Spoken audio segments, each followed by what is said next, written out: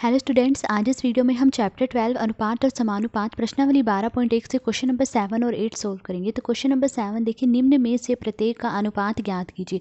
तो इस क्वेश्चन में हमें अनुपात निकालना है। ए पार्ट देखिए दिया गया है 30 मिनट का 1.5 घंटे से अनुपात बताइए। तो हमें इसमें 30 मिनट का 1.5 घंटे से अनुपात बताना है, क्या आएगा। तो देखिए ये 30 मिनट है और ये 1.5 घंटे, ये मिनट है, ये घंटे। तो पहले तो हम इसे एक इकाई में बदलेंगे। हम 1.5 घंटे को मिनट में बदलेंगे। तो देखिए 1 घंटा बराबर 60 मिनट, 1 घंटे में 60 मिनट होते हैं।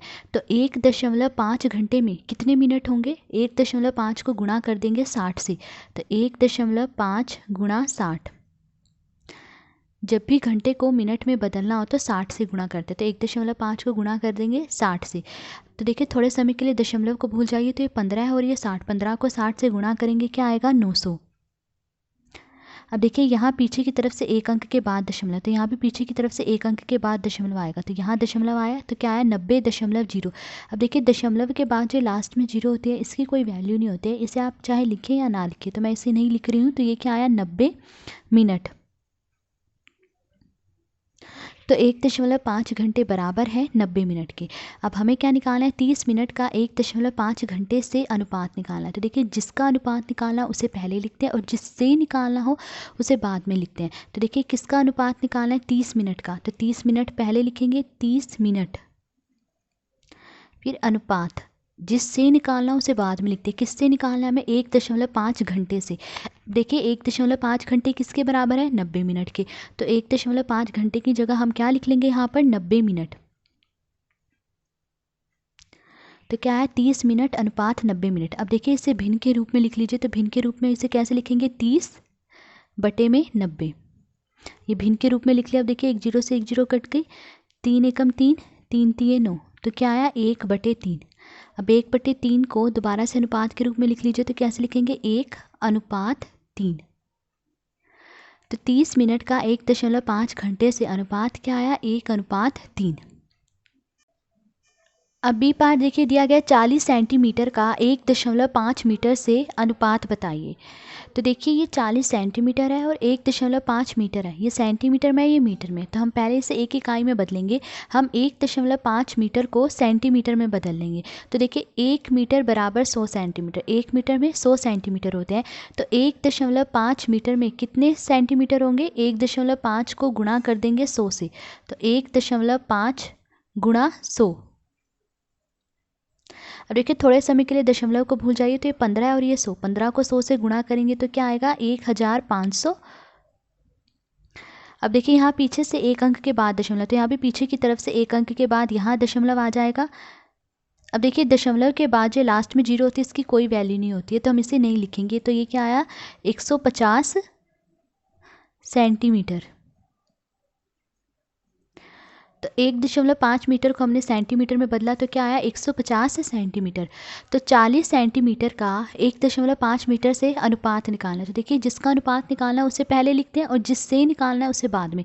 तो 40 सेंटीमीटर का निकालना है तो 40 सेंटीमीटर पहले लिखा, 40 सेंटीमीटर अनुपात किससे निकालना है, 1.5 मीटर से। देखिए 1.5 मीटर को हमने सेंटीमीटर में बदला, किसके बराबर आया 150 सेंटीमीटर। तो इसकी जगह मैं लिख लूँगी 150 सेंटीमीटर।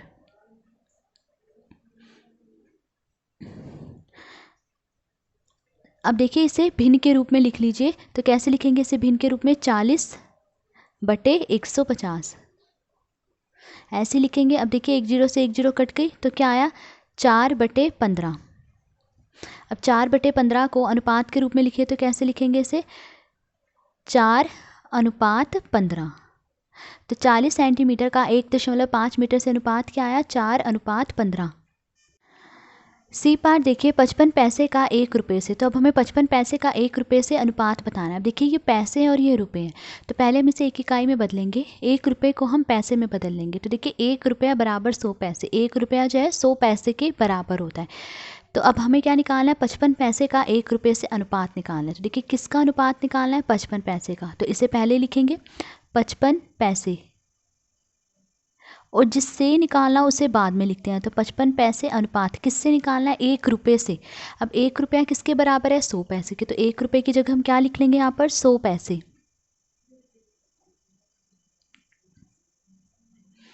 तो 55 पैसे अनुपात 100 पैसे। अब इसे भिन्न के रूप में लिख लीजिए, तो कैसे लिखेंगे? 55/100। अब देखिए दोनों 5 से कट रहे हैं, 5 एकम 5, 5 एकम 5, 5 दूनी 10, 0 क्या आया? 11/20। तो इसे अब अनुपात के रूप में लिखिए, तो कैसे लिखेंगे? 11/20। तो 55 पैसे का 1 रुपये से अनुपात क्या आया? 11/20। अब डी पार्ट देखिए, 500 मिलीलीटर का 2 लीटर से अनुपात बताइए। तो देखिए ये मिलीलीटर है और ये लीटर, तो हम इसे पहले एक इकाई में बदलेंगे, हम लीटर को मिलीलीटर में बदल लेंगे। तो देखिए 2 लीटर को मिलीलीटर में बदलना है, तो देखिए 1 लीटर बराबर 1000 मिलीलीटर। 1 लीटर जो है 1000 मिलीलीटर के बराबर होता है। तो 2 लीटर कितने मिलीलीटर के बराबर होगा? 2 को गुणा कर देंगे 1000 से, 2 गुणा 1000 कितना आया? 2000 मिलीलीटर। तो 2 लीटर बराबर है 2000 मिलीलीटर के। तो अब हमें क्या निकालना है? 500 मिलीलीटर का 2 लीटर से अनुपात निकालना है। तो देखिए जिसका अनुपात निकालना उसे पहले लिखते हैं और जिससे निकालना उसे बाद में। तो किसका अनुपात निकालना है हमें? 500 मिलीलीटर का, तो इससे पहले लिख लेंगे 500 मिलीलीटर। अनुपात किससे निकालना है हमें? इसका अनुपात 2 लीटर से। 2 लीटर किसके बराबर है? 2000 मिलीलीटर के। तो 2 लीटर की जगह क्या लिख लेंगे यहाँ पर? 2000 मिलीलीटर।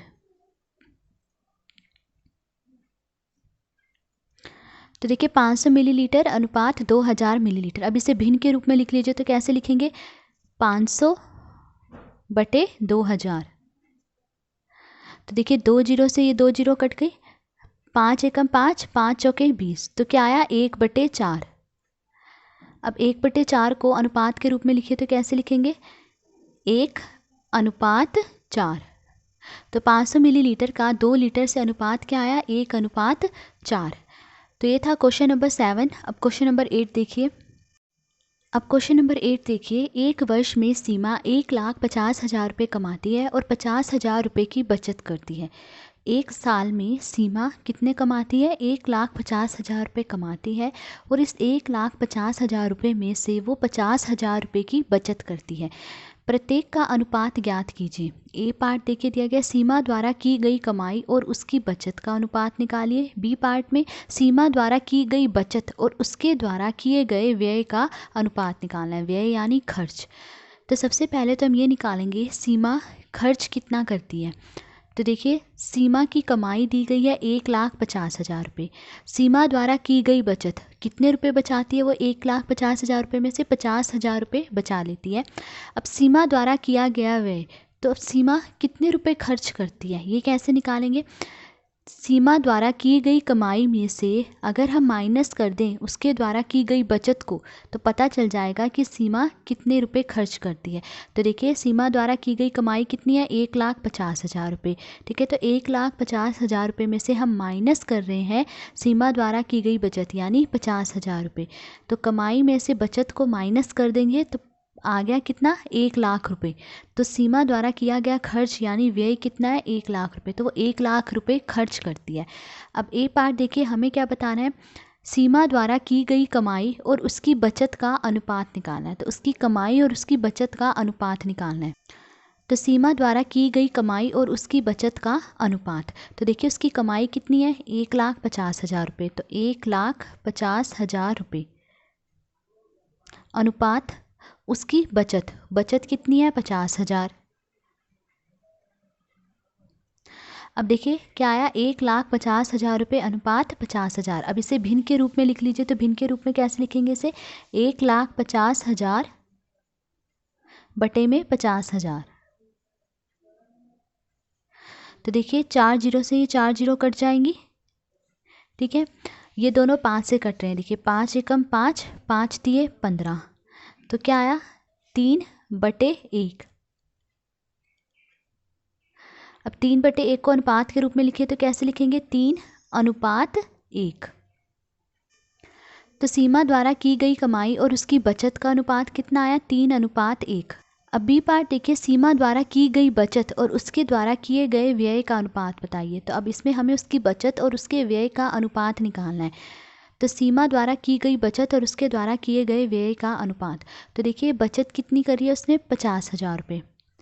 तो 50,000 अनुपात उसके द्वारा किए गए व्यय का अनुपात, तो व्यय कितना है उसने करा 1 लाख रुपए, तो 50,000 अनुपात 1 लाख। अब इसे भिन्न के रूप में लिख लीजिए। भिन्न के रूप में कैसे लिखेंगे, 50,000 बटे में 1 लाख। तब देखिए इन 4 जीरो से ये 4 जीरो कट गई, ठीक है। अब 5 और 10 से दोनों 5 से कट रहे हैं, 5 एकम 5, 5 दूनी 10, तो क्या आया 1/2, 1/2। अब 1/2 को अनुपात के रूप में लिख लीजिए, तो कैसे लिखेंगे, 1:2। तो सीमा द्वारा की गई बचत का और उसके द्वारा किए गए व्यय का अनुपात कितना आया, 1:2। तो ये था क्वेश्चन नंबर 8। आज इस वीडियो में हमने क्वेश्चन नंबर 7 और 8 सोल्व करा। अगर आपको वीडियो पसंद आई हो तो please like, share and subscribe. Thank you.